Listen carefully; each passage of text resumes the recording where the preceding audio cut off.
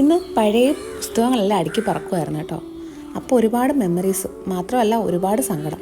ഉറക്കം ഒഴിഞ്ഞ് എഴുതിയ റെക്കോർഡ് ബുക്കുകളൊക്കെ കാണുമ്പോൾ എന്തോ ഒരു വല്ലായ്മ. എത്ര കഷ്ടപ്പെട്ട് പഠിച്ചതാ, എന്നിട്ടും ഒരു ജോലിയും കൂലിയും ആയില്ലേ എന്നൊരു വിഷമം. ഞാൻ ഒരുപാട് പേടിച്ചിരുന്നൊരു പുസ്തകമാണേ അത്. ഇതെൻ്റെ 10ാം ക്ലാസ്സിലായിരുന്നു. എത്ര കൃത്യനിഷ്ഠയായിട്ട് പഠിച്ചതാണ്, ഡേറ്റൊക്കെ എഴുതി അങ്ങനെ പഠിച്ച ഞാനാണ്.